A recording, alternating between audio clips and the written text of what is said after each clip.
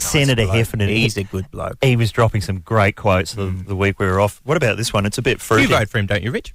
Yeah, I love Heffernan. A personal friend of mine. A friend of Hef's? It's me, the PM, Heffo, Hassel Hef, as I call him. That's good. We form the triumvirate every Sunday night. That looks amazing. Decent damage. This is a very fruity quote, but it is from an elected senator Here we go. of Australia. Senator Heffernan repeated his observation recently that priests should be allowed to marry because they, quote, like the rest of us, wake up with a horn at 4 a.m. Very true. Now, has he checked that? I mean, is that anecdotal evidence? Yeah, he spent a lot of money on research in his early years, I think. He took it upon himself to just really find out. 4 a.m, a priest. Who's that out there? It's me, Heffernan. I'm just checking. It's all right. Just want to see if there's any going on in here. How's that? Rising on the third day, presumably. What about that game, though? I mean, it's taken off ever since Everywhere you go. Hef's comments. Everyone's playing it. It's time to play the game that's taking Canberra by storm. It's time to play Heffernan or Hilali. Here we go, Mr. Howard. Are you ready? Yes. I have a series of statements in front of me, some of them made by your close personal friend, Senator Bill Heffernan. Wonderful man. Some of them by controversial Muslim cleric Sheik Hilali. Boo! Are you ready? Fire away. Statement number 1. Women are inferior to men and should stay in the kitchen where they belong. Oh, look, I don't know why the Islamic community don't just turf this disgraceful so-called mufti out on his head.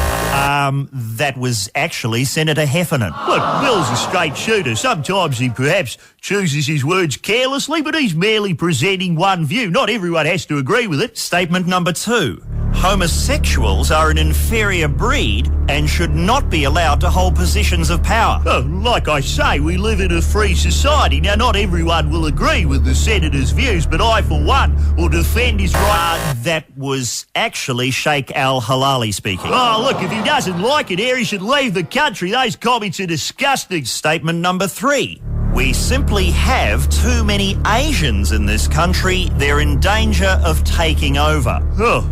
Gee, it may have been Sheik Hilali. Appalling, disgraceful, inflammatory comments clearly designed to stir up trouble. Or it may have been Senator Heffernan. Harsh, certainly, but reflective of a view held by many mainstream Australians.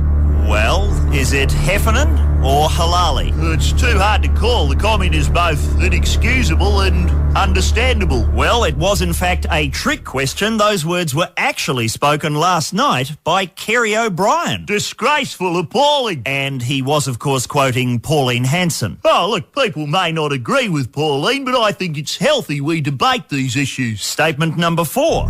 Someone was responsible for the Cronulla riots, and it certainly wasn't white people. Oh, well, it doesn't sound like either of them. Is this another curveball? No, it's definitely one or the other. Which is it? Heffernan or Hilali? Well, obviously the Sheikh wouldn't say that. I guess in this instance, Bill is simply reflecting what a lot of people out there are thinking.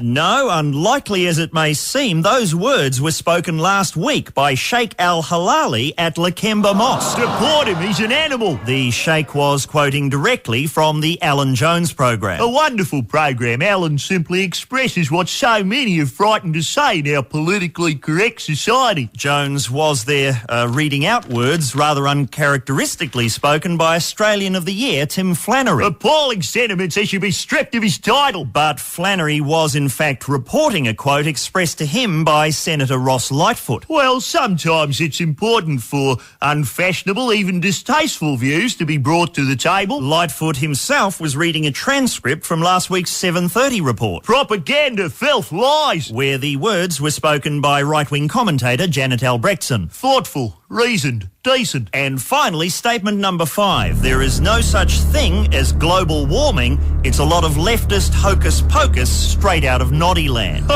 That person must be feeling pretty foolish now.